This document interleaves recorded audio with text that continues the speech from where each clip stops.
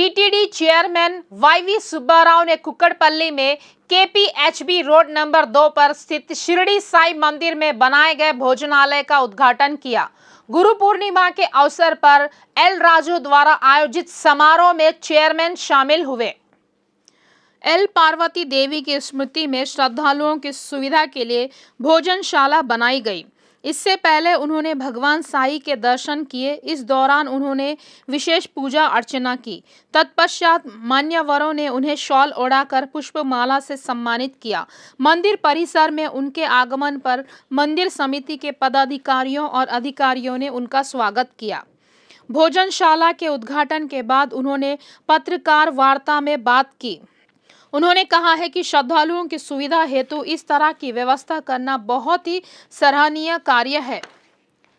सुब्बा रेड्डी ने कहा है कि आगामी ब्रह्मोत्सव के मद्देनजर जरूरी सभी तैयारियां कर ली गई है। इस दौरान कोरोना नियमावली का पालन किया जाएगा। ब्रह्मोत्सव के दौरान श्रद्धालुओं को किसी भी प्रकार की कोई परेशानी ना हो, इस पर ध्यान दिया जा रहा है।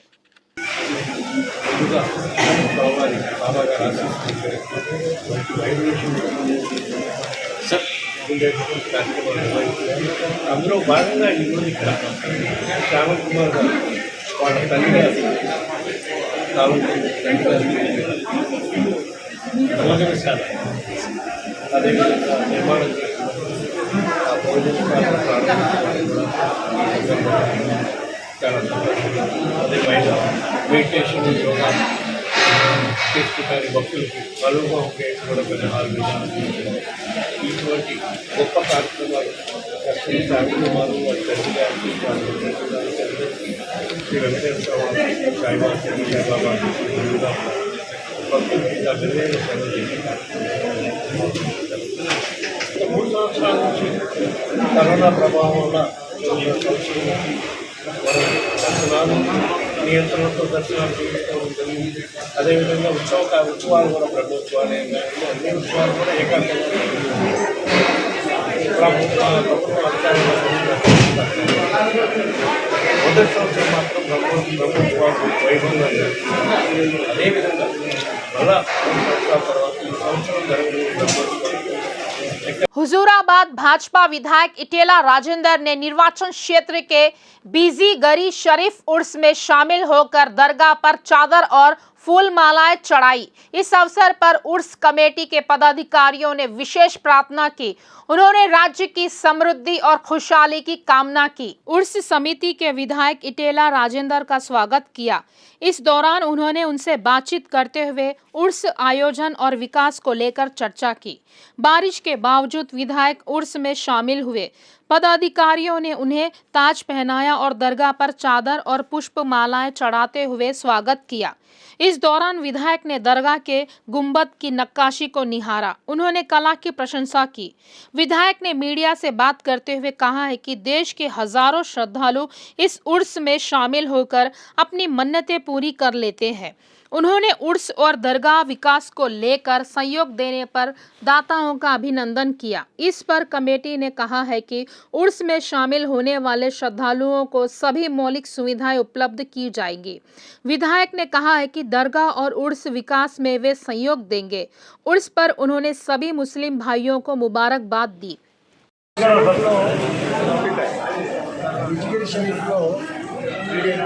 సయ్యద్ ముషావరి దర్గా ఉత్సవాలు ప్రతి సంవత్సరం ఘనంగా జరుగుతాయి.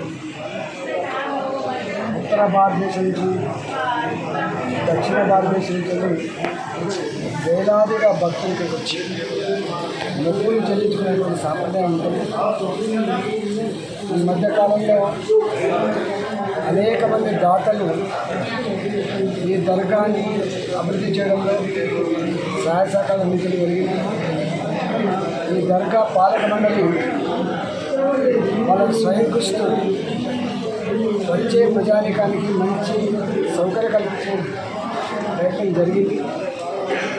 నా వంతు సహకారం చేసినప్పటికీ కూడా ఇంకా ఈ దర్గా వచ్చినటువంటి భక్తులకి అనుగుణంగా ఫెసిలిటీస్ పెంచేటువంటి అక్కడ ఉంది కాబట్టి రాబోయే కాలంలో దీన్ని మరింత గొప్పగా అభివృద్ధి చేసిన దాంట్లో నా వంతు సహకారం అందిస్తానని చెప్పి शहर में बारिश ने कहर मचा दिया है। पिछले 5 दिनों से लगातार बारिश हो रही है। इससे जनजीवन अस्त व्यस्त हो गया है।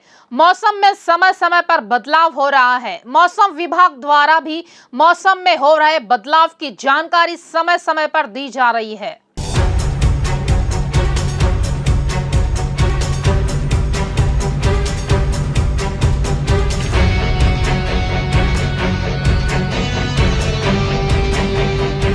जीएचएमसी आपदा प्रबंधन विभाग ने चेतावनी दी है कि अगले 12 घंटों में हैदराबाद में तेज हवा बहने की संभावना है। इस दौरान पेड़ों के गिरने की आशंका है, इसीलिए लोगों को केवल जरूरी काम से घर से बाहर निकलने की सलाह दी है। साथ ही कहा है कि बारिश और तेज हवा के बहने के दौरान किसी पेड़ के नीचे खड़े नहीं रहने को कहा है। हालांकि आपदा से निपटने के लिए टीमें पूरी तरह से सतर्क है। जीएचएमसी ने कहा है कि तत्काल मदद की जरूरत होने पर 0402955500 पर कॉल कर सकते हैं। हैदराबाद मेयर गदवाल विजय लक्ष्मी ने ट्वीट के माध्यम से कहा है कि बारिश और तेज हवा बहने की आशंका के चलते सिर्फ जरूरी काम होने पर ही घर से बाहर निकले। उन्होंने बाढ़ प्रभावित क्षेत्रों का दौरा किया। इस दौरान उन्होंने अधिकारियों को राहत कार्य हेतु आवश्यक निर्देश दिए। तेज हवा के साथ बारिश की संभावना को देखते हुए एचएमडीए भी अलर्ट हो गई है। नगर विभाग के विशेष मुख्य सचिव अरविंद कुमार ने ट्विटर के माध्यम से कहा है कि संजीवैया पार्क में राष्ट्रीय ध्वज को नुकसान से बचाने हेतु कारगर कदम उठाए गए हैं। तेज हवा बहने की आशंका को देखते हुए ध्वज नीचे उतार कर रखा गया है। हैदराबाद मौसम विभाग ने कहा है कि यह स्थिति अगले 2 से 3 दिनों तक बनी रहेंगी। कई जगहों पर भारी बारिश की भी संभावना है। बारिश के कारण 2 जलाशय उस्मान सागर और हिमायत सागर लबलबा है। राज्य भर में कई जगहों पर भारी बारिश हुई है। The synoptic situations indicate that yesterday's low pressure area has now intensified into a well-marked low pressure area today morning. The associated cyclonic circulation lay up to 7.6 kilometers above mean sea level, tilting southwestwards with height over Telangana region. The wind shear zone now persists over 20 degrees north latitude between 3.1 kilometers to 5.8 kilometers, and the north-south trough extends from northwest India towards the well-marked low pressure area and thence towards the east central Bay of Bengal. Under its influence, Telangana is likely to have widespread rainfall during next 2 days, that is today and tomorrow, 12th and 13th July. And today red warning has been issued over Telangana and orange warning from tomorrow. Today Telangana likely to receive extremely heavy with very heavy at isolated places over Adilabad, Nizamabad, Nirmal, Komarambim, Manchiryal. So red warning has been issued for these districts, and these adjoining districts like Jaishankar, Bhupalpalli, Mulgu, Bhadradri, Kottagudem, Warangal urban rural, Jagityal, Peddapalli, Karimnagar have been issued orange warnings, and moderate to heavy rains, at times very heavy, likely to occur in Kamareddy, Rajanna Sirsilla, Medak, Sangareddy and Mahbubabad districts of Telangana. Rest of the districts are very likely to receive light to moderate rains, at times heavy rains at 1 or 2 places. And Hyderabad today is very likely to have light to moderate rains, at times very intense spells, and the northern zones of Hyderabad is likely to have at times moderate rains and heavy spells of rain towards night. And tomorrow Telangana is likely to have light to moderate rains at most places, with heavy to very heavy at isolated places in the northern districts of Telangana, especially over this Manchiryal, Kumarambim, Adilabad, Nizamabad, Rajanna Sirsilla, Jagityal, Peddapalli, Karimnagar, Medak and Sangareddy, Siddipet, Warangal, Jaishankar, Bhupalpalli, Mulgu, Rajanna Sirsilla are likely to receive light to moderate rains, at times heavy rainfall during next 48 hours. कोमुरम Bhim, Asifabad, निर्मल, आदिलाबाद और मुलुगु जिलों में भारी बारिश हुई है। निजामाबाद, जगित्याल, मंचिरियाल, कामारेड्डी, मेदक, संगारेड्डी, महबूबाबाद, यदाद्री, भुवनगिरी, भद्राद्री, कोत्तेगुडेम, सूर्यापेट और कई जिलों में मध्यम वर्षा दर्ज हुई है। कोमुरम भीम जिले के केरीमेरी में सबसे ज्यादा 17 सेंटीमीटर बारिश दर्ज की गई है।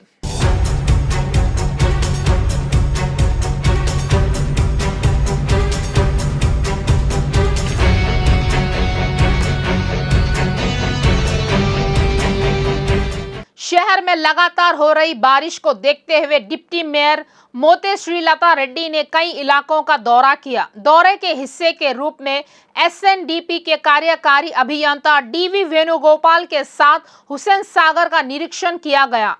इस दौरे में अशोकनगर व फीवर हॉस्पिटल की ओर बहने वाली हुसैन सागर के नालों पर इनफ्लो और आउटफ्लो की स्थिति पर पैनी नजर रखने के निर्देश दिए। साथ ही क्षेत्र में अन्य समस्याओं की भी जानकारी ली। उन्होंने ग्राउंड लेवल पर टीमों को सतर्क रहने और बारिश के दौरान होने वाली विभिन्न समस्याओं को सुलझाने में तैयार रहने को कहा है।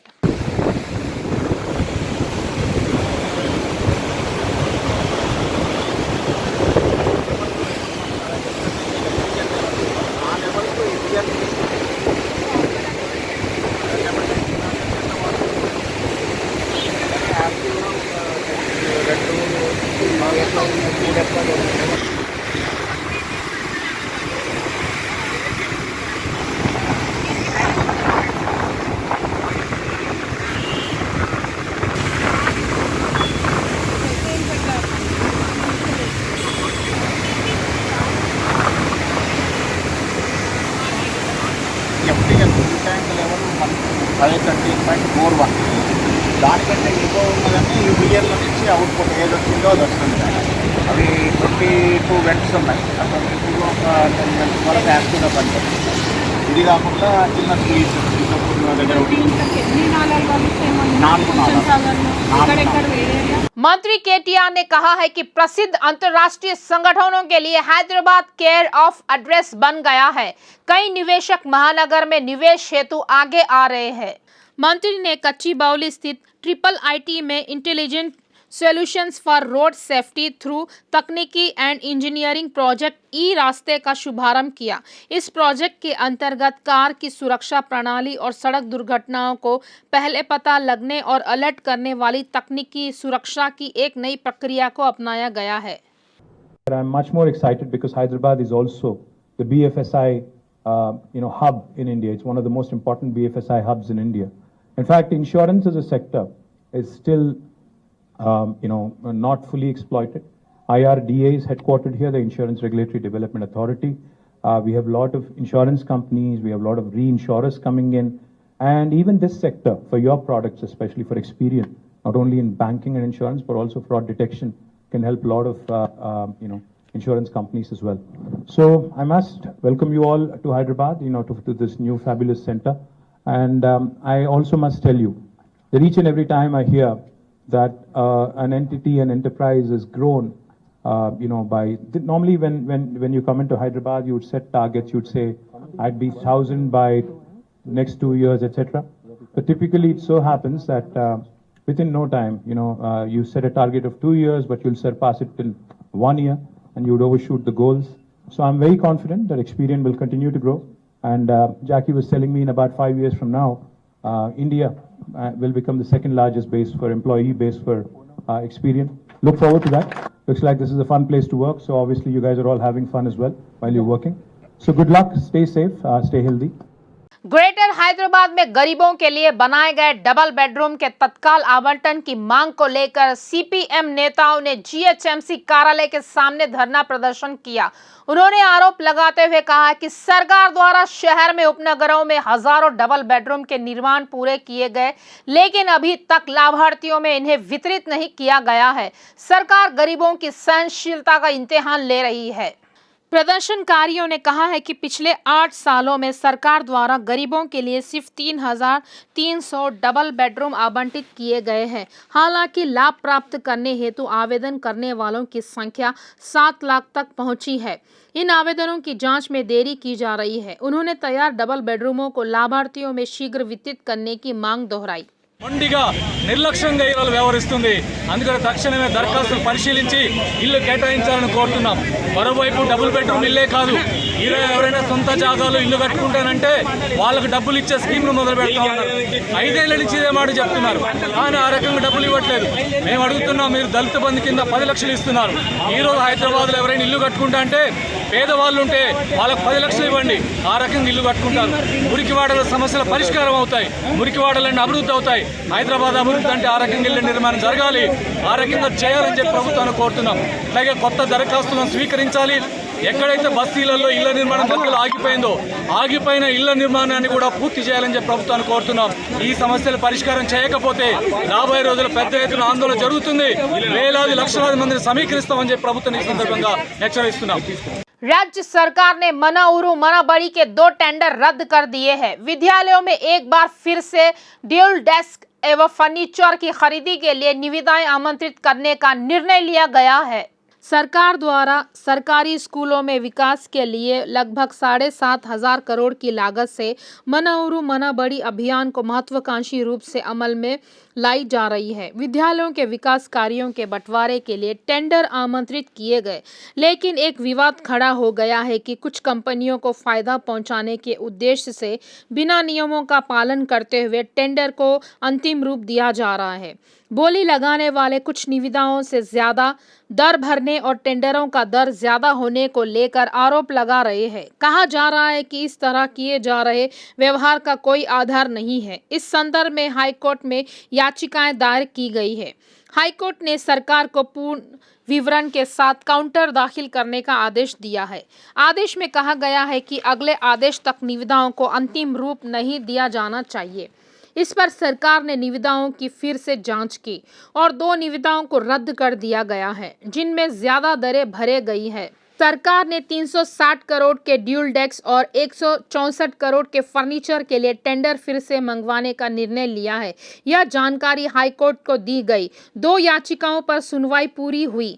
हरी चौक बोर्ड एवं पेंटिंग की खरीद से संबंधित याचिकाओं पर सुनवाई इस माह की 21 तारीख तक स्थगित कर दी गई है। सीआई नागेश्वर राव मामले में एसआईटी ने अहम सबूत जुटाए हैं। एसआईटी ने निष्कर्ष निकाला है कि प्रारंभिक जांच में अपराध साबित होता है। अपहरण के दृश्य सीसीटीवी कैमरे में रिकॉर्ड हो गए हैं। दुष्कर्म से लेकर इब्राहिमपट्टनम सड़क हादसे तक के सबूत जुटाए जा रहे हैं। पीड़िता के मेडिकल टेस्ट मामले में ये सबूत अहम होंगे। टावर लोकेशन ट्रेस मामले की भी जांच जारी है। सेटलमेंट वसूली और धमकियों के आरोपों की व्यापक जांच के आदेश जारी किए गए हैं। नागेश्वर राव को पहले ही 14 दिनों के लिए रिमांड पर भेज दिया गया है। फिलहाल उन्हें चरलापल्ली जेल में शिफ्ट कर दिया गया है। डीसीपी जोएल डेविस ने बताया है कि शहर में ड्रग्स बेचने वाले एक सप्लायर के साथ 4 अन्य लोगों को गिरफ्तार किया गया है। उन्होंने बताया है कि आरोपियों के पास से 36 ग्राम MDMA जब्त किया गया है। इस मामले में 16 खरीदारों की पहचान की गई है और उनमें से 8 को गिरफ्तार कर लिया गया है। ये सभी इस मामले में आरोपी है। जोएल ने खुलासा किया है कि चेन्नई के एक कॉलेज में पढ़ते समय वे मुख्य पेडलर से ड्रग्स खरीदते थे। ये सभी हैदराबाद आ गए हैं और वहां पढ़ाई पूरी करने के बाद पेडलर बन गए। डीसीपी ने कहा है कि इस मामले का मुख्य आरोपी तमिलनाडु से विष्णु फरार है, उसकी तलाश की जा रही है। వీళ్ళంతా పెడ్లింగ్ చేసేవారు. వీళ్ళతో పాటు 16 మంది కన్స్యూమర్స్ ని కూడా MDMA డ్రగ్ కన్స్యూమ్ చేసే వాళ్ళని కూడా గుర్తించడం జరిగింది. దానిలో 8 మందిని అప్రిహెండ్ చేయడం జరిగింది. ఎక్కడైతే డిమాండ్ ఉన్న ప్లేసులు ఇది ఆగదన్న యాజ్ పర్ NDPS యాక్ట్ ఈ కన్స్యూమర్స్ ని కూడా ఈ కేసెస్ లో బుక్ చేయడం జరుగుతుంది. సబ్సిక్వెంట్లీ ఈ HNU లోనే నార్కోటిక్ ఎన్ఫోర్స్మెంట్ వింగ్ లోనే ఒక వింగ్ ని కౌన్సిలింగ్ కోసం ఏర్పాటు చేయడం జరిగింది. వారు కౌన్సిలింగ్ ఇస్తున్నారు. దాంతోపాటు వివిధ ఎక్స్పర్ట్ సంస్థలతో మెమరాండమ్ ఆఫ్ అండర్స్టాండింగ్ చేసి సబ్సిక్వెంట్గా వాళ్ళు ఫాలో అప్ కానీ హైయర్ ఫార్మ్ ఆఫ్ కౌన్సిలింగ్ కానీ ఏమైనా ట్రీట్మెంట్ కానీ అవసరం ఉంటే ఆ ఆర్గనైజేషన్తో పాటు టైఅప్ చేసి చేయడం జరుగుతుంది. जीएचएमसी में फिर एक बार फिंगरप्रिंट घोटाला सामने आया है. सैनिटेशन सफाई कर्मचारी की उपस्थिति को लेकर गड़बड़ी की गई है. ड्यूटी पर उपस्थित नहीं होने पर भी सफाई कर्मी को उपस्थित बताया गया. सिंथेटिक फिंगरप्रिंट का इस्तेमाल करते हुए बायोमेट्रिक में छेड़छाड़ की गई. Goshamahal circle sanitary supervisor Venkat Reddy के सिंथेटिक फिंगरप्रिंट का इस्तेमाल किया गया. इसे रंगे हाथों पकड़ा गया. पुलिस ने करीब 21 लोगों के उंगलियों के निशान बरामद किए हैं. इस घोटाले के संबंध में पूरी जानकारी मिलनी है. आंध्र प्रदेश में पिछले 5 दिनों से हो रही बारिश को देखते हुए सीएम जगन ने अधिकारियों को सतर्क रहने का आदेश दिया है. స్టేట్లో వర్షపాతం ఈ రోజు నుంచి కొంచెం తగ్గుముఖం పడతా ఉంది. As per our IMD reports, I think by tomorrow you would have situation where మన స్టేట్లో వర్షాలు బాగా నార్మల్కి వచ్చే పరిస్థితి, except for few places, isolated ప్లేసెస్లో మాత్రమే వర్షాలు ఉండే పరిస్థితి రేపటికల్లా వస్తుందని ఐఎండీ రిపోర్ట్స్ చెప్తాను. So the good news.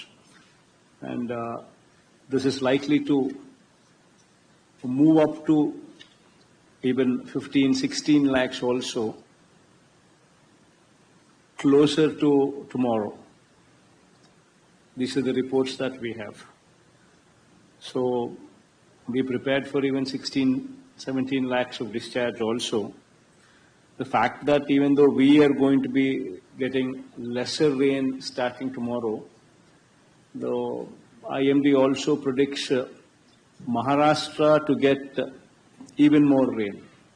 Bhima Koregaon मामले में आरोपी नागरिक अधिकार संघ नेता वरवर राव की जमानत याचिका सुप्रीम कोर्ट ने स्थगित कर दी है.